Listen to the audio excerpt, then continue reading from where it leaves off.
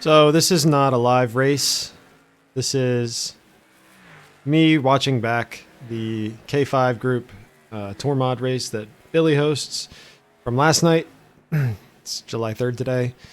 This is just going to be me talking over, kind of reviewing the race. I'm not happy enough with how the sim performs while I'm recording in the middle of races to actually record the race outright. But I wanted to see if this feels productive to do in any respect. And I'm a little bored today. I'm not doing anything. Pretty tired. So I think we're just going to watch the race back a little bit. And this may not even get uploaded. So I might just be talking to myself forever. And this will get deleted. But I had a really, really great time during the race. And I thought it was fantastic. Had some really great battles with some of the guys. Chris, buddy Chris, was really happy that he was able to make it out to one of these. Especially after seeing he tried an official after this race and it didn't go great for him or Carl, which really, really sucks. Not surprised that those officials are a total fucking joke, but oh well. Tonight, or last night I should say, Billy added some AI, which really made things interesting once we caught them. And they were pretty aggressive. That was very surprising, but it was cool that Rick came out. It was cool that Raymond came out. Glad Nick was able to make it. Jacob, Nick, Martin, and Jake Martins have been able to make a lot of the races so far. So I think Ryan Leffler as well has been pretty consistent coming on out. So it's a holiday weekend, obviously. So the AI were a cool addition. They were really hard to pass, really aggressive. But yeah.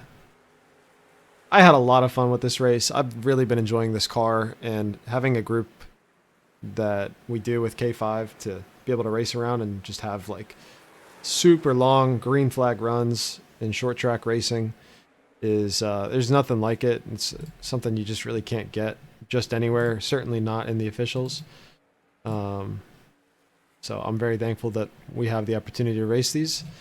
I really like this car. I didn't own the car until the new one came out, and Nick hosted the first race for the league, and I fell in love with it pretty fast. So really happy with my purchase. I don't know that I'll probably run in many or any officials, but I think we'll see if I can work up to that maybe. But right now, the league itself has just been really fun. I think we're just going to go cockpit here and bring us around to green. And I'm just going to kind of watch, and I don't know how much I'll even talk, if at all. Maybe some of the moves that happened, some of the more exciting parts of the race, I'll have some thoughts on looking back at them. But yeah, we'll see. I don't know. Maybe this won't even be uploaded, like I said.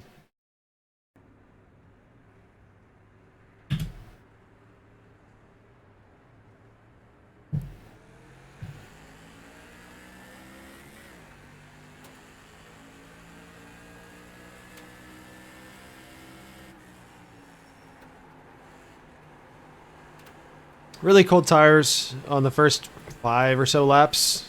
I think it depends how much you actually are pushing those first couple laps, how quick they get up to temp, obviously, but there's no reason to really try to push it or do anything extraordinary on the first couple laps. Just try to settle in and get comfortable. I don't know if this is true. It does feel like there's quite a bit of draft with the car, but it's weird. It doesn't seem like you really get the hyperspeed where you get pulled up to the guy's bumper in front of you. It just feels like everyone goes a little faster. I don't know if I can just, well, whatever. But it does feel like there's definitely some drafts where people get moving a little faster. But it doesn't feel like there's much aero effect, if that makes sense. So it's kind of weird. I don't know if that's correct or not, but the reason I feel that way is that the fastest laps during the race are a lot faster than what anyone's able to do on their own. So it's seeming like there's definitely something there, I guess, but it's not really much of an aero effect. which is good. I don't like that you get in the situations where you get pulled up to the guy's bumpers in front of you. That's never really fun. Obviously, the ARCA car comes to mind with that, and trucks at most places as well. So I'm gonna go ahead and You got bad damage, Raymond? skip ahead here.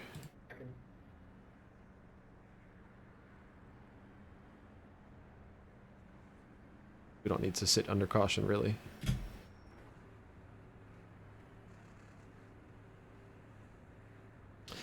But yeah, so the first run, Nick kind of let me go just because we were, again, on those cold tires. Just easier to slot in than try to battle from the start, which gets me into second, which gets me on the outside on the restart here, which, you know, not ideal. And especially early on, the bottom line, of course, was super dominant. Not really much out there on the high side. Still, you can defend out there if you're willing to pinch people down and do things like that, but that's not really what this league's about. I really wasn't sucked up and close up on Billy there, so that probably cost me sliding in on second, if I'm not mistaken. But again, still cold tires because we only had gotten like a lap before the first yellow flew.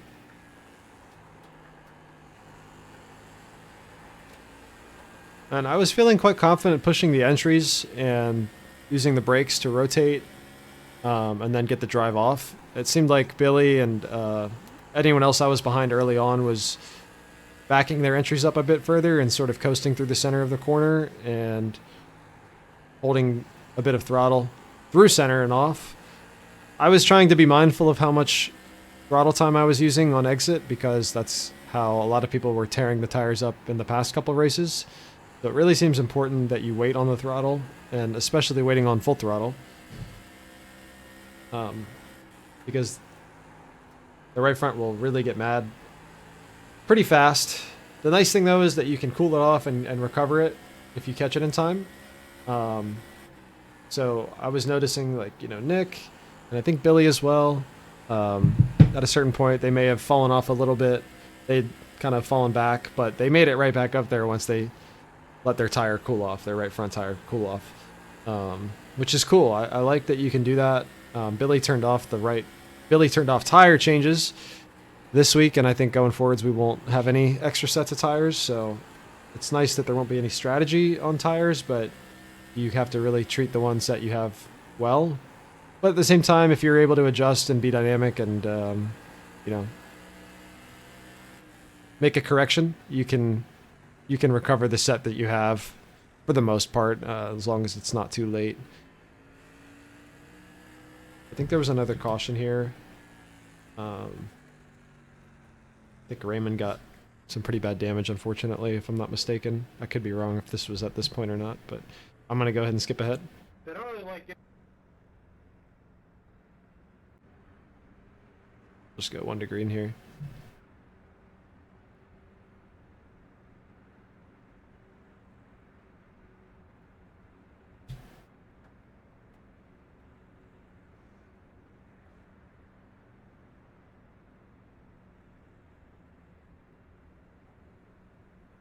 So this past week I got suckered in by Prime Day. Initially actually tried triple monitors.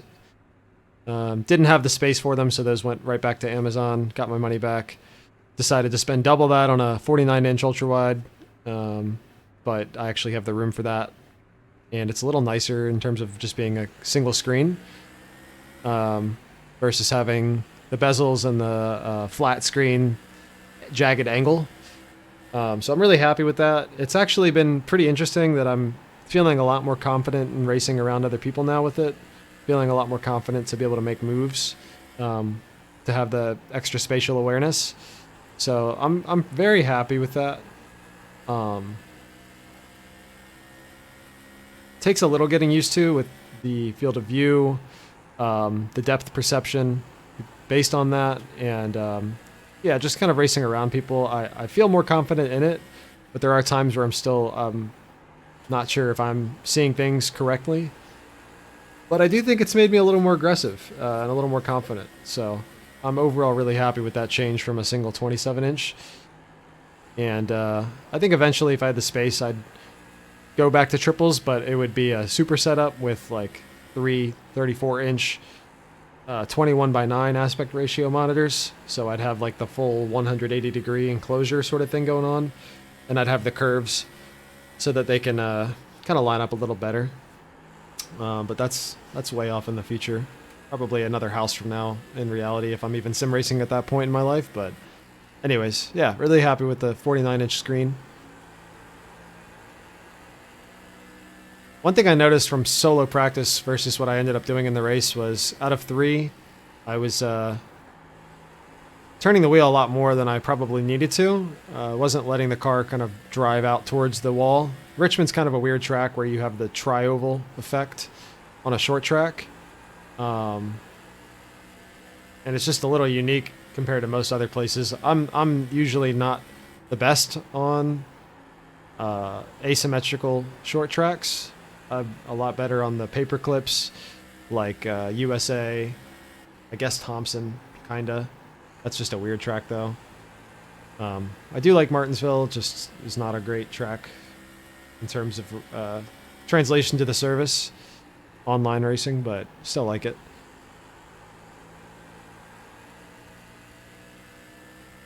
But yeah, I was pretty happy to be riding here for the moment.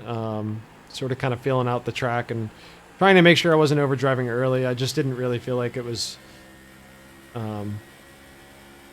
very sportsmanlike if I was going to be pushing here for the lead. I did feel like there was opportunities to push a lot here, but this is not a serious race. It's just a hosted race, and there's not even a league point deal going on with it. It's just come out if you can on the Fridays or whatever days the races are on.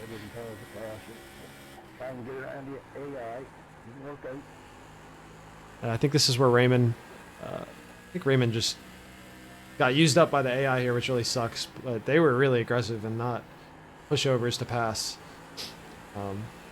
That's for sure.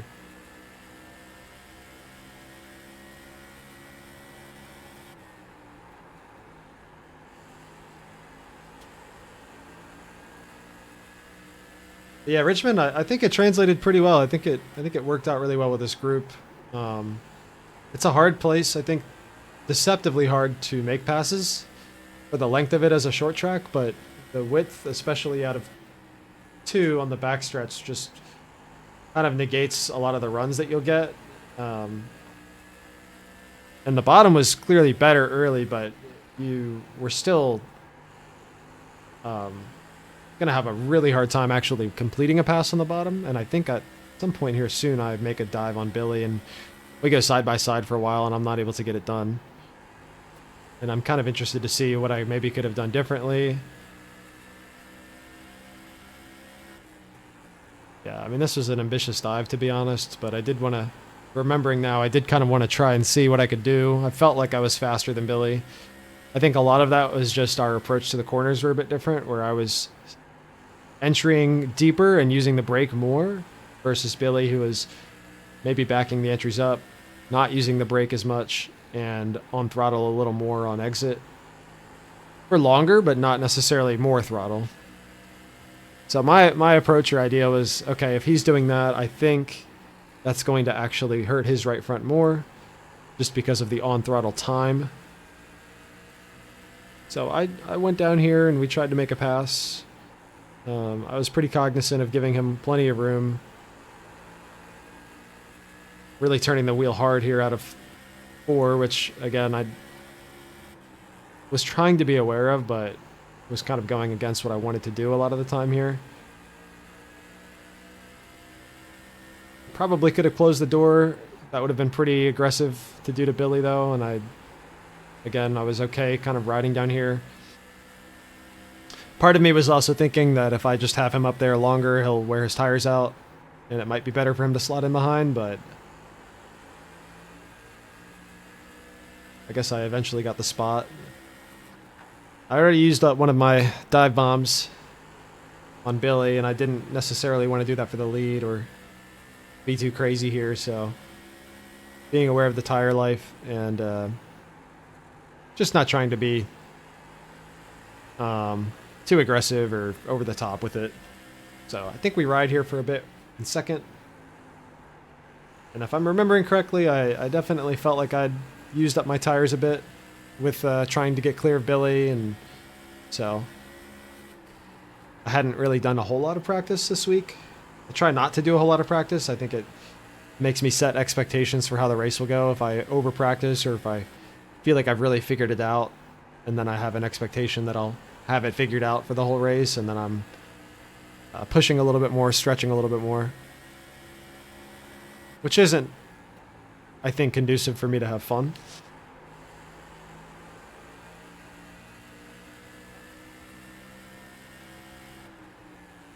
But these are just supposed to be fun anyways. These are just hosted races with AI. I mean, again, there's not even Discord scoreboards being held for these.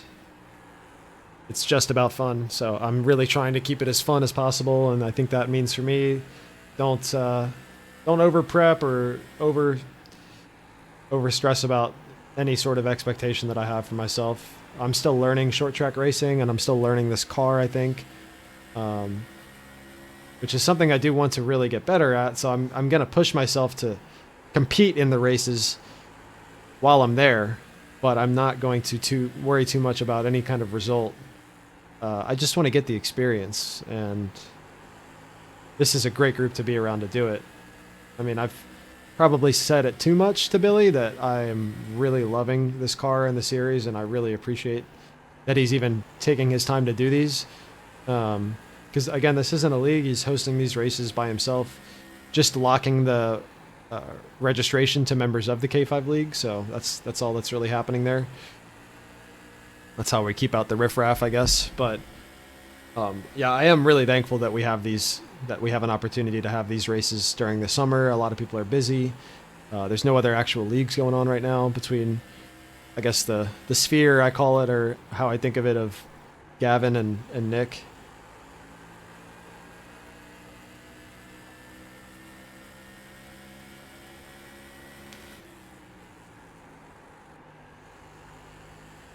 So Billy's back now. I think that's Ryan in second with Nick battling. I think at this point I'd felt like I'd overused my right front a bit.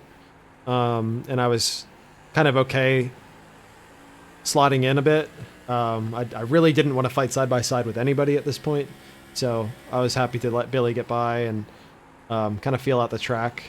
And I believe we're on about, so lap 40 at this point. Right around here, I noticed the top really coming alive. And I do believe I started to notice Nick having a struggle here.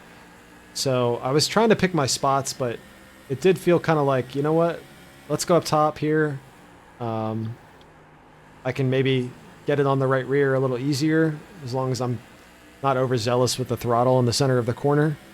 I didn't really feel like I needed to keep it wound up on the top. I could kind of just let it coast a little easier and turn the wheel less, so I was happy to do that. And I think Billy might have gotten the apron slightly there, but in my mind at the moment, as this was happening live, to me it just felt like, okay, the bottom's gone. Let's stay up top.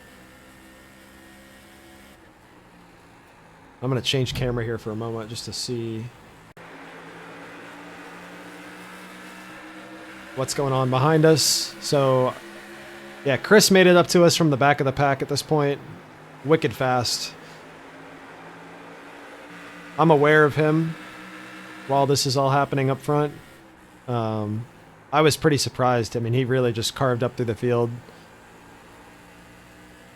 But he's just wicked fast. That's just the reality. I was really glad Chris was able to make it out. We don't get to race together a whole lot. I think the only other race recently we've done together was 87s at Homestead last season. And I stepped on my own shoelaces and drove into the outside wall trying to clutch without any practice and ruined my race. So we didn't actually get to race together for very long, which sucked. But Chris is a great dude, and I was really happy he was able to make it out for this one. So, yeah, tires are starting to go here, lap 45, and I had it wound up a little too long through the center, which got me into the wall, I think. So that's really what I was trying to be aware of, is how much the car would start to plow with on-throttle time through the center. But it just gets harder to be side by side the further you get into these races with the right fronts going away. It's short track racing after all. I was feeling just aware of the space I was giving, and I'm more used to not racing people than racing people. And I'm trying to break that habit. A lot of the times it leads me to feel like I was, being one of the bad guys or being too aggressive or not being respectful, but I am always trying really hard to be respectful. Sign it. It's just figuring out how to do it the right way, I guess.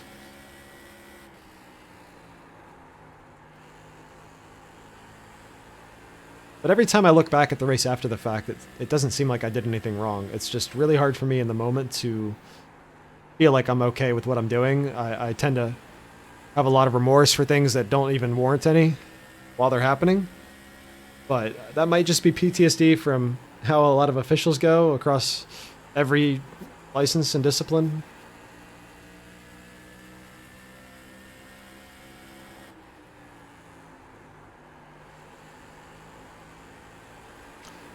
I thought Ryan was really fast this week too. I think a lot of this race came down to people using their stuff up when racing people, not necessarily when we were single file. It seemed like everyone was pretty much on the same pace when we were single file, but if you did get the run or if you did decide to send it in to a side-by-side for some battling, it was kind of more, all right, who's got more tire? Or who's willing to use more tire to make this happen.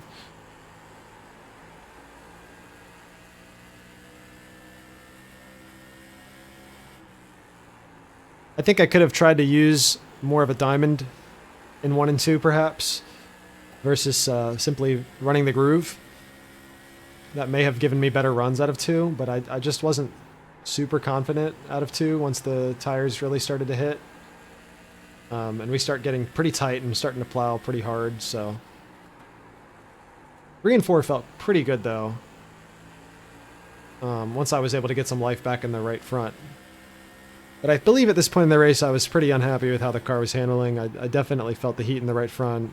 I felt the plow effect. But I was happy to be in second. I think Chris is starting to get up to us at this point, or shortly here soon, and we had a really long side-by-side battle, which was really fun. I knew I was losing some speed and tire, though. Definitely was on defense at this point more than on offense, trying to battle for the lead.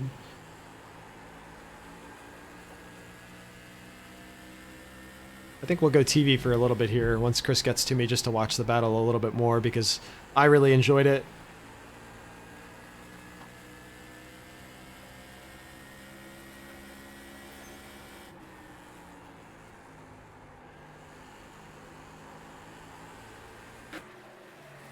Yeah, I think we'll hang out here for a couple laps and watch.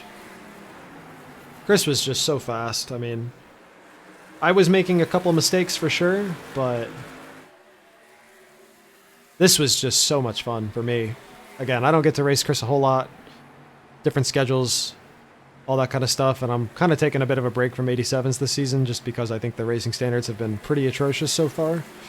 And I don't really have the time to practice, as well as the reward for that practice being questionable, just depending on what happens. So I'm just really trying to keep it to fun.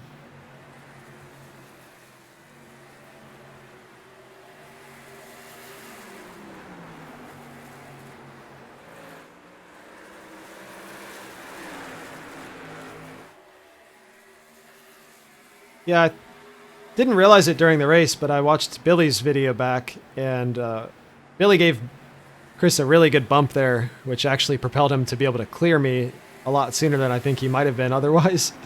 But I was thinking, I'm pretty happy up top here. I think it's going to make Chris use up his right front a lot more than he wants to. And maybe, just maybe, I can hold him off and he'll have to slot back in and capitulate. But he's just wicked fast, so he was able to clear me here. Thankfully, I think I'm able to slot in at some point in third, or I might lose the spot to Billy as well.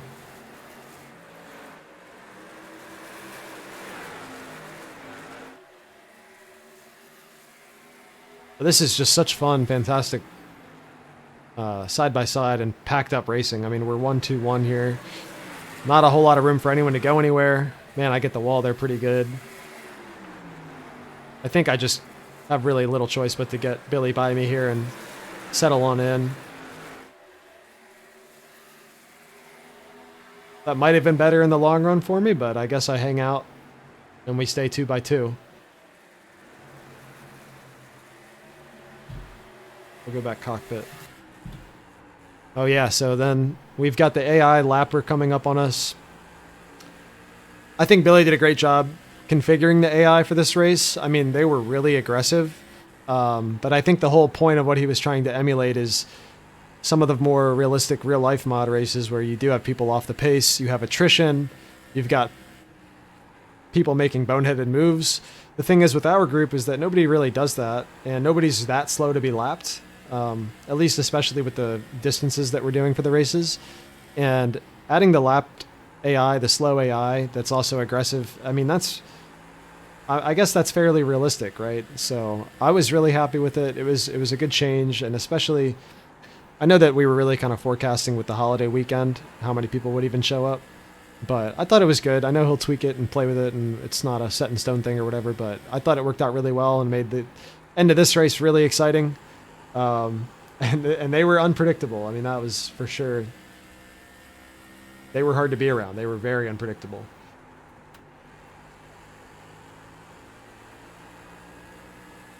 Yeah, I mean, I don't even know what on earth you do here. I don't know that this is a good idea to do, but I just decided to send it 3 wide. I don't even think I get clear of anyone here, actually. I just took the run. I didn't want to be behind the AI more than anything else, just because of how unpredictable they were.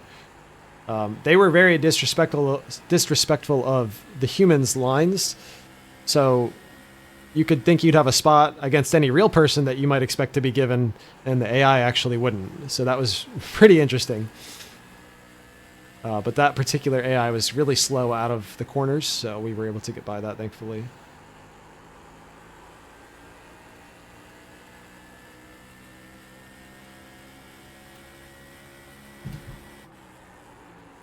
So just under 20 laps to go here. I'm in P3. I decided to take this run just because both of them got the wall, and I knew my opportunities were going to be limited if I cut a break there. But again, it's just so hard to pass on the bottom here with how much rubber we've laid down at this point. The wear on the right fronts. There's just not much turn there. That sucked. I'm going to rewind that. No, I don't want to hear myself again. We will just go slow-mo. Yeah, so I was really trying to keep a lane open for Billy here up top, but I really plowed the corner way more than I thought I did.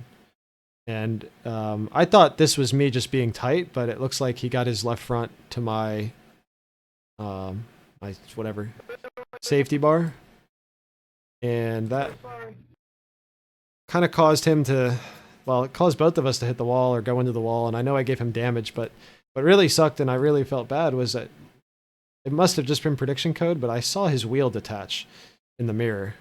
Yeah, I mean, you can see it there. It's just, it didn't actually happen, I guess, but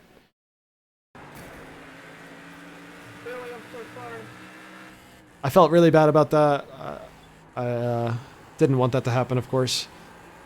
That's kind of the whole idea of what I don't like to do. I guess that was avoidable. I could have gotten out of the gas. I was just on it way too much in the corner at this point in the race on 70 lap tires, and the right front I had certainly used a little more than I wanted to. But I'm really glad that that didn't just kill his race and take him out at the end. Thankfully, it was just a prediction code. Now, by all means, Chris should have had this race in the bag at this point. I mean, he was driving away at that point. There was contact between P2 and P3 at that point. But the AI, man, they totally changed the dynamic of the last 15 laps of the race or 20 laps of the race here.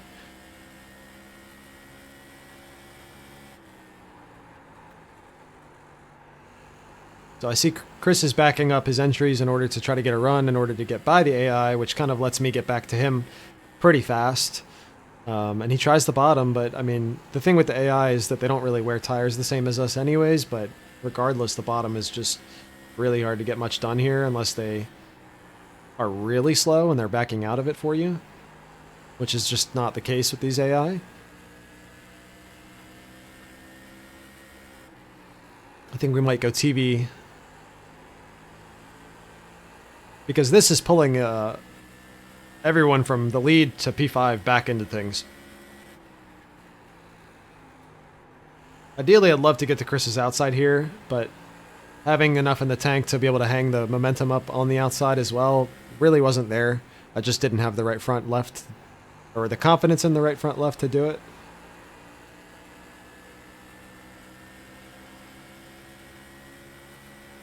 So I tried the bottom here. Again, I kind of knew it wasn't likely to work, and I really wanted to not repeat what I did to Billy earlier, so I was trying to be sure to give as much room as possible.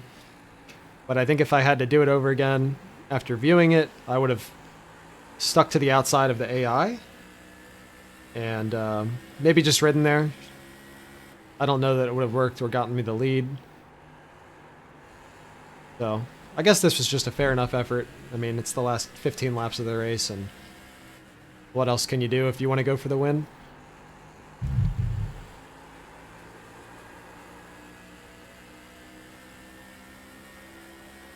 Now, the previous AI was a bit of a bear to pass, but honestly nothing could hold a candle to the Sunoco AI car.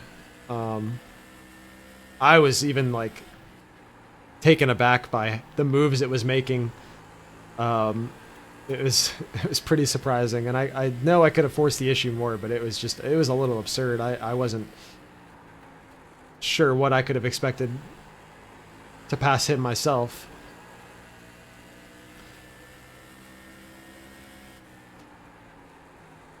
But yeah, this guy was going to the bottom, going to the top, sending dives in. I didn't want to try to send it 3. I just wanted to be able to get my nose ahead of the AI here. Actually ends up giving a little contact here, and I've got to get out of it, which just hurts us and brings in Billy back to the fold. Nick Martin gets all the way up here. Other Nick has gotten his tires under him again, which was nice. I think he got the apron earlier in the race and was all the way back in P8. But again, you can cool these things off and get them back under you, and you know, you can charge back up, especially when the top is battling with AI and side by side.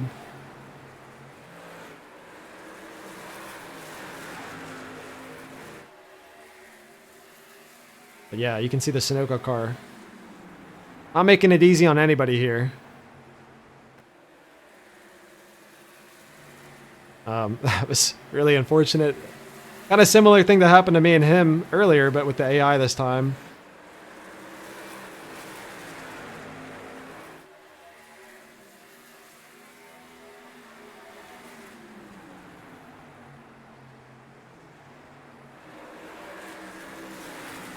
I'm kind of preempting to protect on the top at this point. I don't think I felt too great about my tires. Certainly had given up P2. And we get a caution right at the end. I think there was just a wreck in the back. Again, involving some AI, I'm pretty sure. Just, they're really hard to race around. I mean, it was surprising. So, we'll go cockpit and skip ahead and just finish it off. I think this is 1 to green. Yeah, this is the second week in a row with the green-white checkered in the mods. Both times I've felt really concerned about tire spin or just being able to get it up to speed. So I wasn't, again, keen on pushing here. I think the same thing last week. I just was kind of like, let's just ride around and get it to the finish, get it home. I was thankful to be on the bottom here, but I really didn't know what I would have. I felt way worse about my tires than I actually think they ended up. So I bumped Chris here. It doesn't really come across on the replay. It seemed like he went to me. I felt really bad about kind of messing up the start, but I watched Billy's video and I think he thought the same thing, that Chris had gone and he hadn't gone. So I don't know what happened. Either way, good start by Chris, or if that was the intention, it worked out really well for him. Because it just sent him way out front. Yeah, I didn't think I'd even get P2 here. Again, being on the bottom, I was kind of like, well, I might even slide back to 4th. Because the top should really have it here, but coming around for the white and the checkered, I'm actually able to get a pretty good run and stay clear of Billy. So we take P2.